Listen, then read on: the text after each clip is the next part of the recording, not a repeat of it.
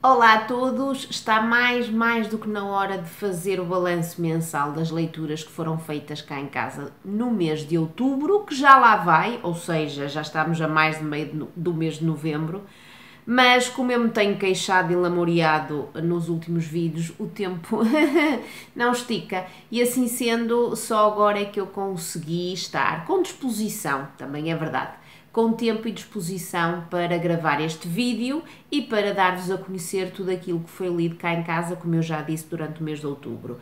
Não é que tenha sido assim um mês muito produtivo em termos de quantidade, mas o certo é que eu consegui cumprir aquilo a que me tinha proposto ler, ou seja, li tudo durante o mês de outubro que fazia parte da minha TBR.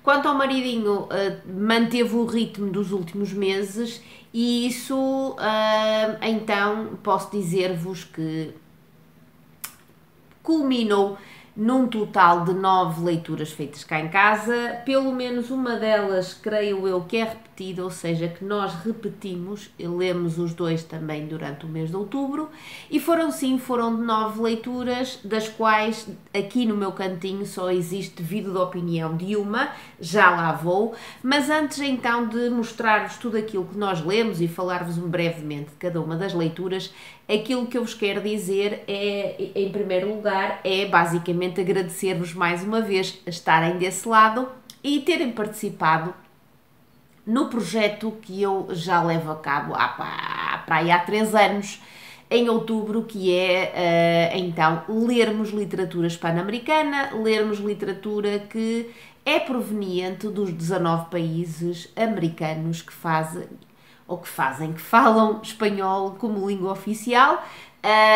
Houve muita adesão da vossa parte, eu fiquei mesmo muito satisfeita e agradeço-vos desde já. Fui partilhando sempre que vocês me identificaram lá nos Instagrams, fui partilhando as vossas leituras, fui ficando muito feliz com elas e, claro, acho que é o momento ideal para agradecer-vos mais uma vez. Já fui agradecendo há muitas meninas que também têm cantinho aqui pelos booktubes, não é? Já fui vendo as opiniões delas, já fui vendo os balanços mensais, já fui agradecendo por lá, mas a elas e a toda a gente que participou no Outubro Pan-Americano, mais uma vez muito obrigada. E claro, já sabem, deixem ficar aí embaixo nos comentários, por favor, mesmo que eu já saiba, deixem ficar aí embaixo nos comentários aquilo que leram para o outubro hispano-americano e como é que foi essa leitura, se foi uma leitura muito saborosa, se ficou aquém no seu sabor, tudo isso deixem ficar aí em baixo que eu vou ficar muito agradecida.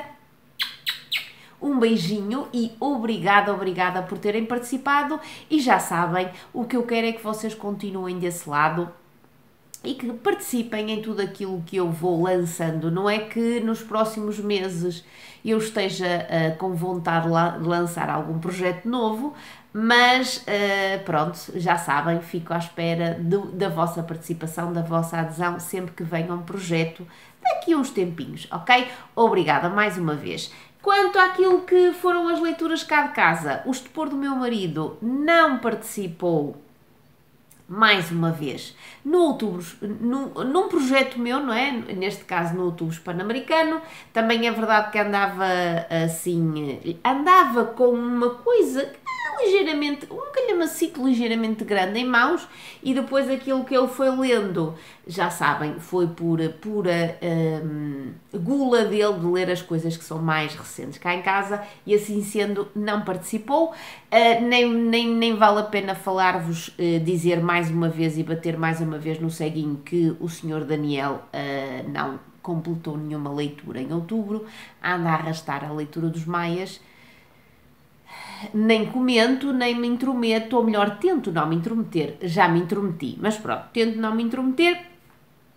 Não houve então da parte dele nenhuma leitura concluída e vamos lá, que já estamos com 4 minutos e meio de vídeo para mostrar-vos tudo aquilo que foi lido cá em casa. Começo com as minhas, como é óbvio, e começo com a primeira e que foi a melhor leitura, sem qualquer dúvida, do meu outubro e que é nada mais, nada menos do que O Homem que Gostava de Cães, de Leonardo Padura, desta sim há vídeo de opinião, um vídeo gigantesco onde eu falei e babei e maravilhei-me com tudo aquilo que se encontra neste calhamacito, não é? Que me durou, ou que me demorou a ler mais ou menos metade do mês. Sim, é uma obra que, tal como eu digo no vídeo de opinião, retrata impiedosamente a utopia mais importante do século XX, ou seja, o comunismo. É uma obra protagonizada por 3 homens, 2 deles são verídicos, o outro não, é fictício. É uma obra que nos leva numa viagem bastante extensa pelo século XX, por vários países, como por exemplo a União Soviética, a Espanha, Cuba, México. Vamos assim por vários países, vamos acompanhando com mais detalhe as 2 personagens que são verídicas, mas é uma obra que tem muito mais do que aquilo que eu estou a dizer-vos aqui.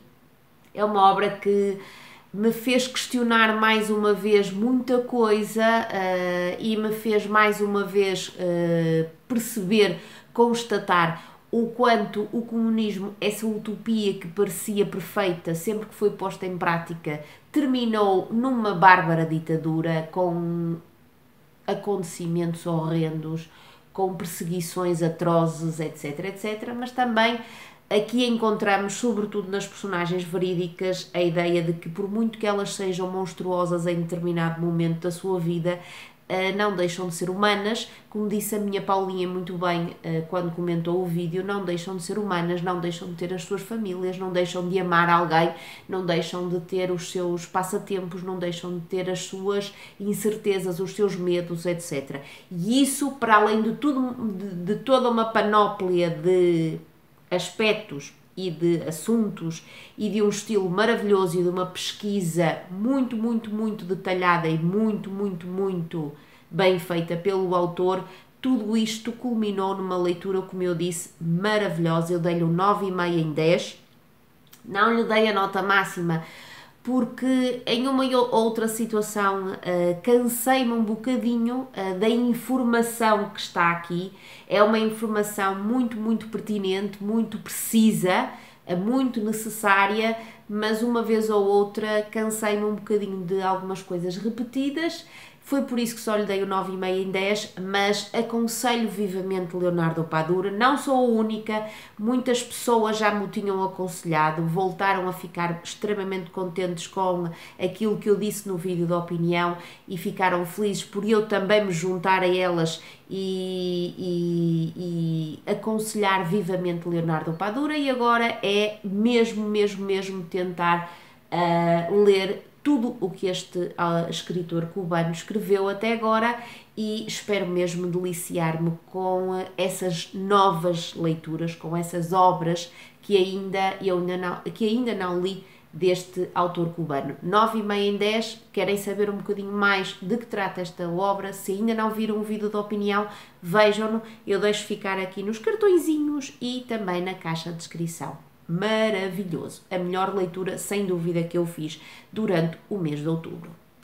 Continuei com leituras de outubro hispano-americano. Eu esqueci-me de dizer no início, mas das 5 leituras que eu fiz, 4 foram para o projeto, só consegui ler uma leitura portuguesa. Vou deixar essa leitura portuguesa para o fim do meu balanço, ou seja, do balanço das minhas leituras de outubro, e continuando então com leituras dessas latitudes maravilhosas hispano-americanas.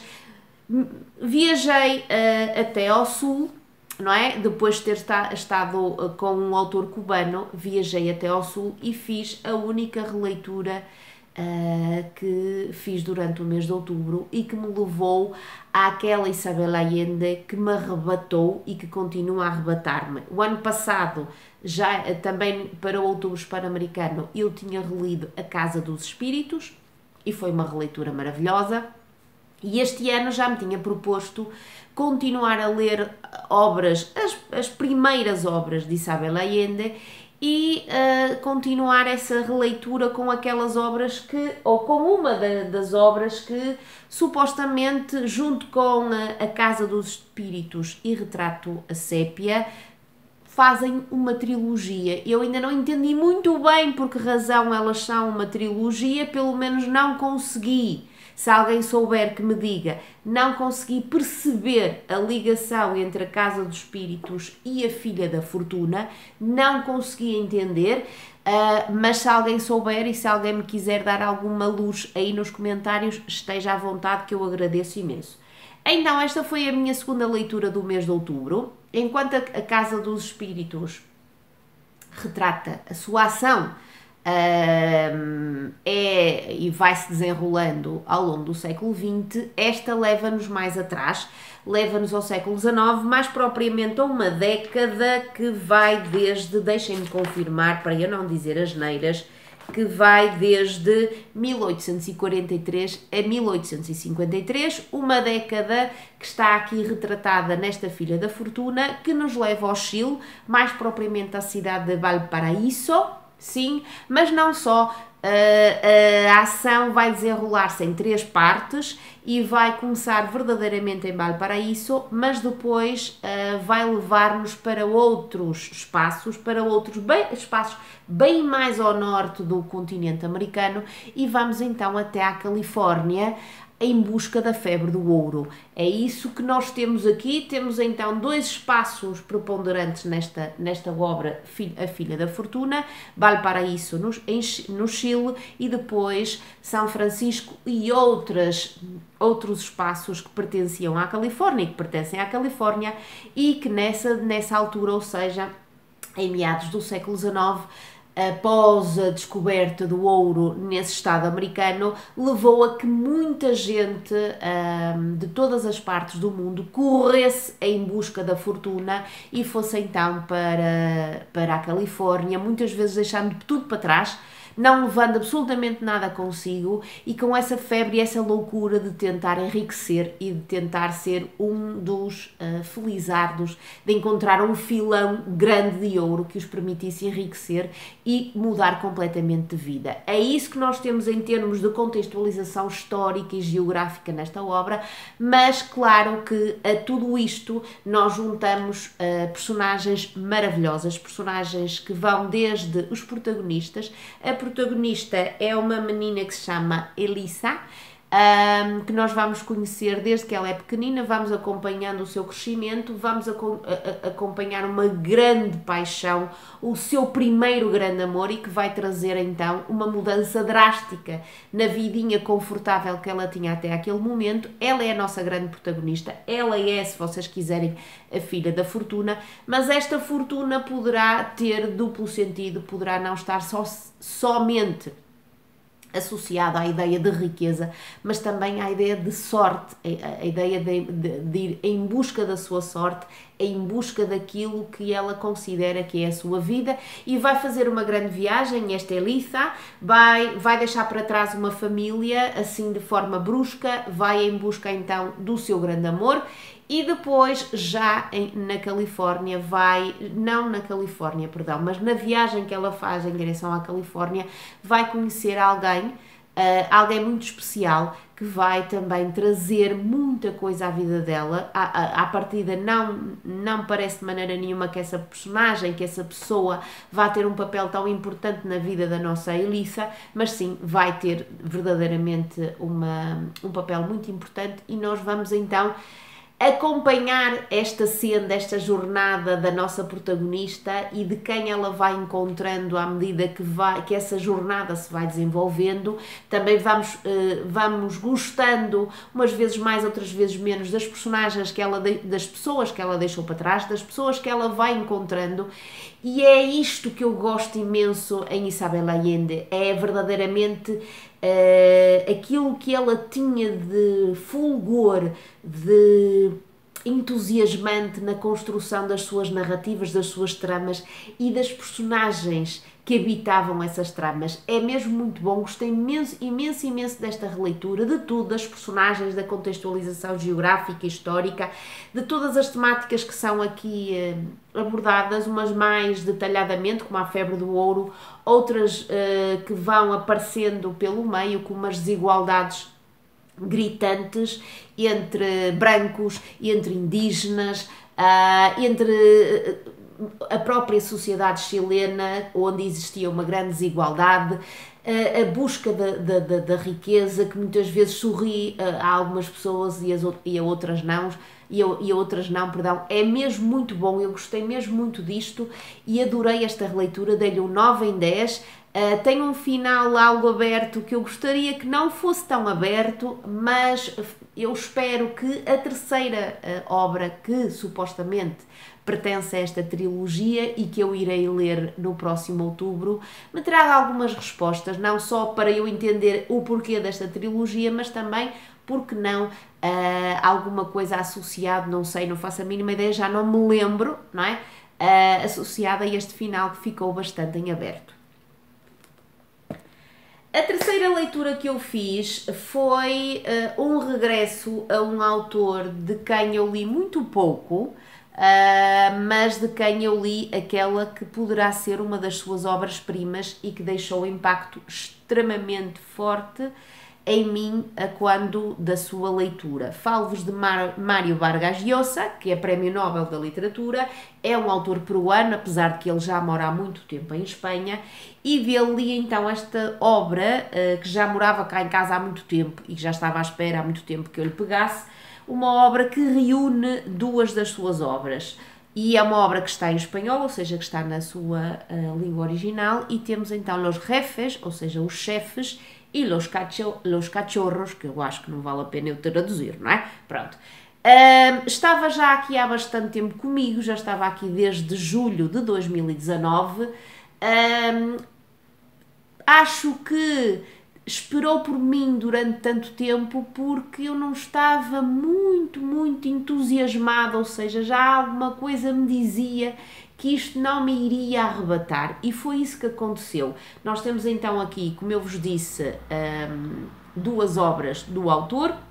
A primeira, Los Jefes, é uma coletânea de contos, foi a primeira obra do autor, e comparando com a seguinte e com aquilo que eu já fui lendo dele, há uma grande diferença a nível de estilo de Mário Vargas Llosa, e posso dizer-vos que nenhum dos contos que faz parte desta coletânea de Los Jefes me conquistou. Nenhum deles me conquistou, já nem sequer me lembro, para ser sincera, de quase nada que compunha esses contos, e pronto, essa é uma das razões pelas quais esta foi a pior leitura de outubro. A segunda obra, ou seja, Los Cachorros, a única coisa que me agradou foi já esse estilo que é demasiado exigente, demasiado para mim no bom sentido, para algumas pessoas poderá não ser.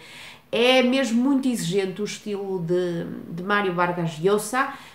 Senti essa exigência ainda mais do que senti aqui quando li Conversa na Catedral, ou seja, se há pessoas que se queixam do estilo de José Saramago, Mário Vargas Llosa, para mim, consegue ser bem mais exigente, e ele muda,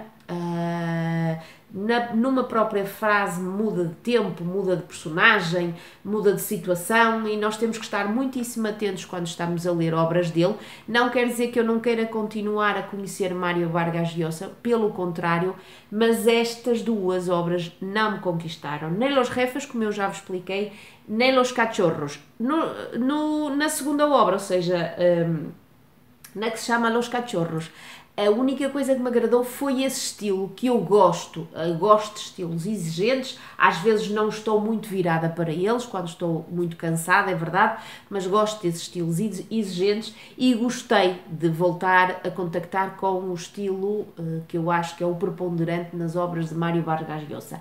De resto, pouco ou nada ficou comigo, eu dei um 5 em 10 a esta obra e não a recomendo, mas se houver aí alguém desse lado que já a tenha lido, ou seja, que já tenha lido estas obras estas duas obras que estão aqui nesta coletânea e tenha gostado, por favor, que me contrarie e que diga aí nos comentários por que motivo é que gostou, que eu quero mesmo muito saber.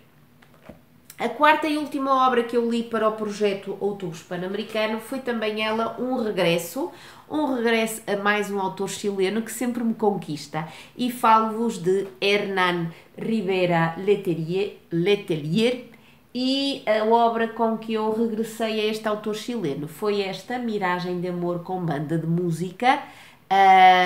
Deste autor eu já tinha lido, deixem-me confirmar, A Contadora de Filmes, a ver se não me esqueço de deixar-vos aí o vídeo da opinião correspondente, e também o ano passado li Os Comboios Vão para o Purgatório. Ambas as leituras que eu tinha feito deste autor chileno tinham sido mesmo muito saborosas, e por isso mesmo eu ia com alguma expectativa para esta leitura que está aqui nas minhas mãos e que foi um regalito da Cristina Gaspar. E posso dizer-vos que verdadeiramente valeu a pena regressar a este autor chileno, valeu a pena voltar a temáticas que eu já tinha encontrado nas duas obras que eu tinha lido dele anteriormente. Todas elas estão centradas em paisagens que nós poderemos não associar habitualmente ao Chile, mas o Chile, apesar de ser aquele país tão estreitinho, não é? Do lado esquerdo da América do Sul, é um país que tem paisagens muito distintas e tem uma grande parte do seu território que é deserto. E aqui voltamos a essas paisagens desérticas, tal como encontrei nas outras obras do autor. Voltamos às explorações, neste caso do salitre, voltamos a temáticas que eu acho que são muito caras ao autor, como por exemplo as desigualdades, as explorações, o explorar do ser humano, ou seja, de companhias que algumas delas até poderiam não ser chilenas, até poderiam ser norte-americanas, e que exploravam até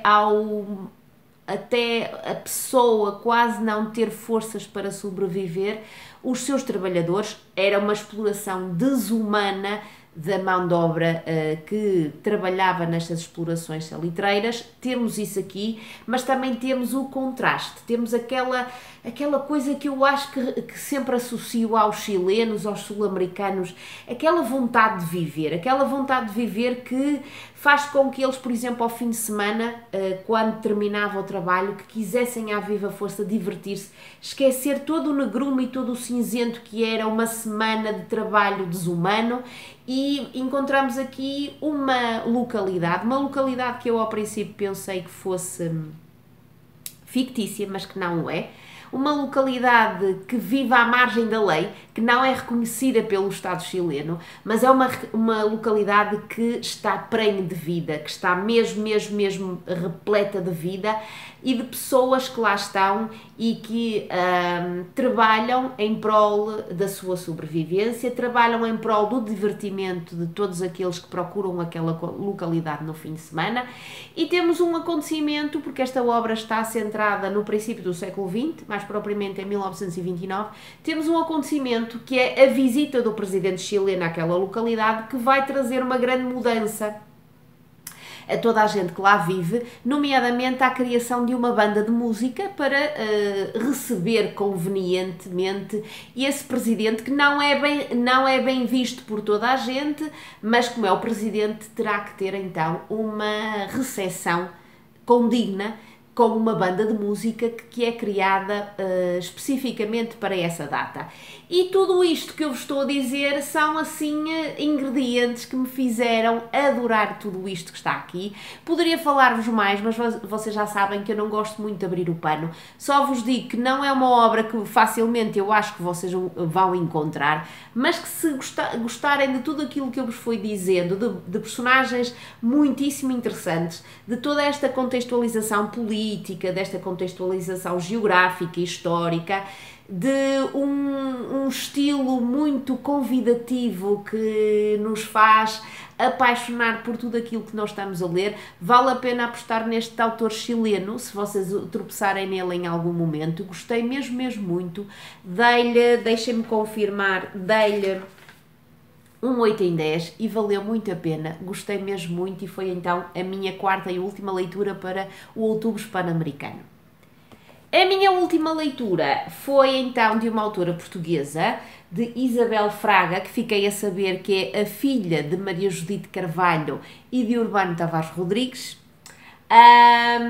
Chama-se Mulheres em Contraluz. É uma obra muito pequenina, é uma obra que eu acho que é tão desconhecida que nem o Goodreads a tinha lá, e eu não consigo colocar no Goodreads a classificação que dei a esta obra e o facto de a ter lido agora em 2022.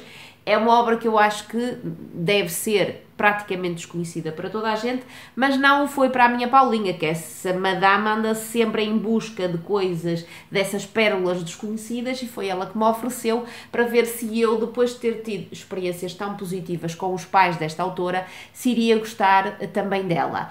Claro que essas comparações, de fazer esse tipo de comparação entre alguém que tem um peso tão grande, de ser filha de quem é, nunca é muito justo. E eu tentei não fazer comparações. É uma autora que tem um estilo muito escorreito, muito simples, mas convidativo. Aqui fala-nos de 5 mulheres que se conheciam desde os tempos do liceu, mas que a vida fez com que elas se separassem. E então uma delas toma a iniciativa de fazer aquilo que provavelmente convosco também já aconteceu comigo, de organizar um jantar, ou neste caso acho que até um almoço, para que elas se voltem a encontrar passados tantos anos, ou seja, cada uma delas já tem a sua vida, já tem filhos, etc. Já se passaram muitos anos desde os tempos do liceu, e é então esse jantar ou esse almoço que vai fazer com que elas se juntem mais uma vez. E nós vamos acompanhando, porque esta obra está dividida em 3 partes, apesar de ser tão pequenina, ela nem chega às 100 páginas. Vamos a saber um bocadinho da vida presente de cada uma destas 5 mulheres, e vamos também acompanhar o desenrolar desse almoço e vamos percebendo aquilo que eu acho que acontece com todos nós, que de passados tantos anos é normal que nós estejamos diferentes, e é normal que muitos dos sonhos que nós tínhamos não se tenham concretizado, é normal que a vida até nos possa ter sorrido em determinado momento, mas agora deixa-nos com aquela sensação de vazio. É tudo isto que nós vamos encontrar, é aqueles sorrisos de circunstância, aquelas mentiras que nós achamos que temos que dizer porque não queremos ficar mal nesses almoços ou nesses jantares de reencontro de companheiros ou amigos de liceu ou de faculdade. Tudo isto está aqui presente, mas está de uma forma que eu gostaria que fosse mais, mais desenvolvido. Eu queria muito mais, e foi esse querer muito mais que fez com que eu só consiga dar a esta obra um 7 em 10. Queria mais, queria conhecer muito mais estas mulheres. Acho que elas tinham suculência suficiente para dar uma obra maior e para fazer com que eu ficasse ainda mais contente de as ter conhecido. É um 7 em 10. Aproveitei esta obra para participar no projeto da Dora de ler autores contemporâneos portugueses. Correu bem, foi coincidência, mas correu bem, e pronto. E se vocês alguma vez tropeçarem nesta obra e se quiserem uma obra pequenininha com aquelas características que eu mencionei ainda agora, estejam à vontade e tentem conhecer então esta Isabel Fraga, que vale a pena. Agora que já falei das minhas leituras, vou falar das 4 leituras que o meu marido fez durante o mês. Aquela que ele repetiu comigo foi Mulheres em Contraluz, de Isabel Fraga. Ele gostou mais do que eu, dei-lhe um 9 em 10, deu-lhe, perdão, um 9 em 10, por isso vocês tirem as vossas ilações, já sabem que eu sou sempre um bocadinho mais exigente do que o meu marido. Pronto, ele deu-lhe um 9 em 10, gostou bastante, gostou muito, e gostou mais do que eu, não é? Lá está, deve ter ficado satisfeito com aquilo que encontrou aqui destas mulheres, e eu queria mais, e ele, pelos vistos, pela nota, não queria assim tanto mais. Pronto, deu-lhe um 9 em 10 e foi então a nossa leitura em comum durante o mês de outubro. As restantes que ele leu, uma delas já vinha desde novembro e foi a conclusão da grande empreitada do meu marido dos últimos meses. Empreitada essa que eu acho que começou nos finais de julho e terminou agora em outubro, que foi a releitura da trilogia O Século do Sr. Ken Follett, não é? Do nosso amigo Ken Follett. Este é o terceiro e último livro, que até coitadinho já está um bocadinho partido aqui a meio, porque é verdadeiramente o maior deles todos. Eles são todos uns tijolos, não é? Mas este é o tijolo maior. Chama-se No Limiar da Eternidade. Vamos encontrando por aqui, do que eu me lembro, sobretudo a Guerra Fria e o final do século XX.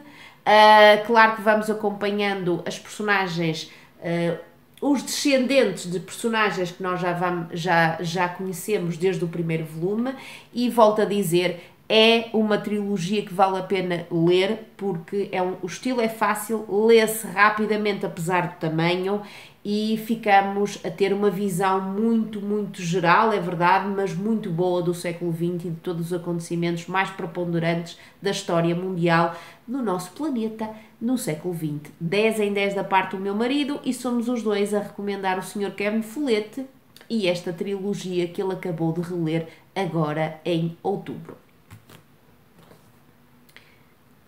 Tive que interromper o vídeo porque sempre que eu chego aos 30 minutos, não é, de vídeo, o meu telemóvel para imediatamente e eu não me dou conta disso. Por isso, para não haver aqui um corte assim abrupto e eu estar a falar de uma coisa e depois essa coisa perder-se em vários segundos que leva a que um vídeo termine e o outro inicie, pronto, fui eu que fiz o corte.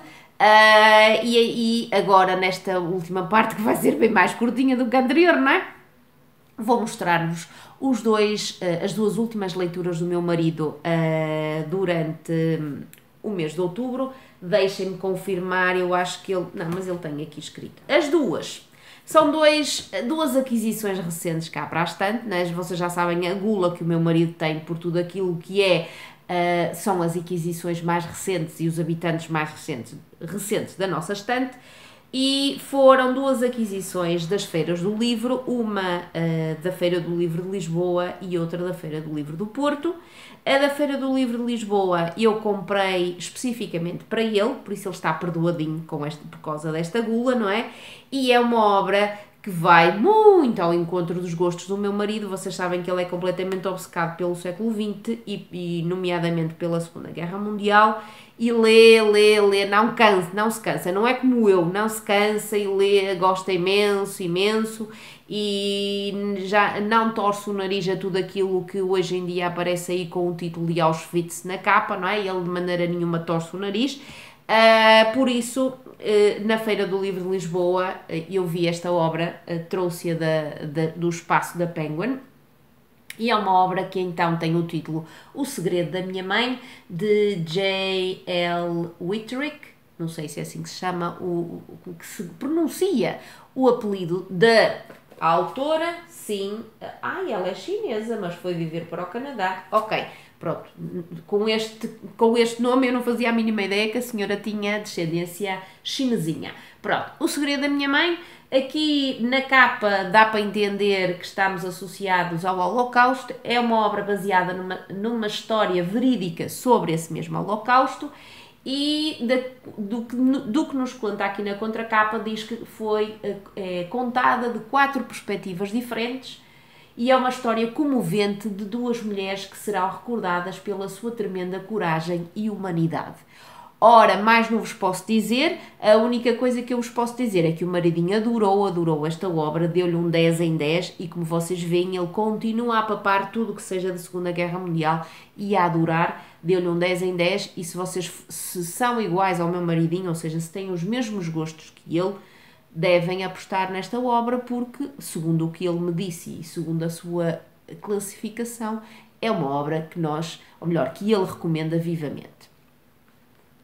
A última obra que ele leu durante o mês de outubro foi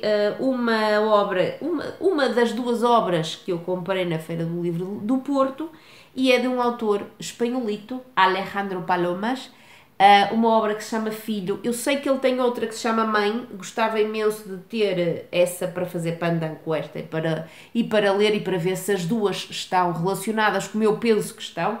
Pronto, ele já leu esta, também é uma obra pequenina, não é? Claro que ele, depois de ter lido aqueles calhamações, foi em busca de obras mais curtinhas. Adorou. E eu esta sim tenho mesmo muita curiosidade, muita, até pode ser que me desiluda, oxalá que não, mas acho que isto vai mexer com as minhas entranhas, vai mexer com as minhas emoções, vai mexer com os meus sentimentos de mãe, e ele adorou e deu-lhe um 10 em 10, ok? Pronto. De resto, acho que não tenho mais nada para dizer-vos, só pedir-vos o habitual. Pedir-vos que aí embaixo nos comentários digam o que é que acharam das nossas leituras, se também já leram alguma coisa das 8 obras que nós lemos cá em casa, já que uma delas foi uma leitura repetida, se já leram alguma coisa, se ficaram interessados em alguma ou interessadas em alguma delas, contem-me tudo e já agora contem-me aquilo que andaram a ler durante o mês de outubro, para além das vossas participações no Outubro Hispano-Americano, que isso já sabem que eu já vos pedi no início do vídeo, mas se houver... Se houver alguma leitura que vocês queiram mesmo recomendar-nos, já sabem, estejam à vontade. O que eu quero é que vocês deixem aí alguma coisa nos comentários, ok? Um beijinho muito grande e vemo-nos no próximo vídeo. Não faço a mínima ideia quando, mas já há de ser em breve, ok? Beijinhos!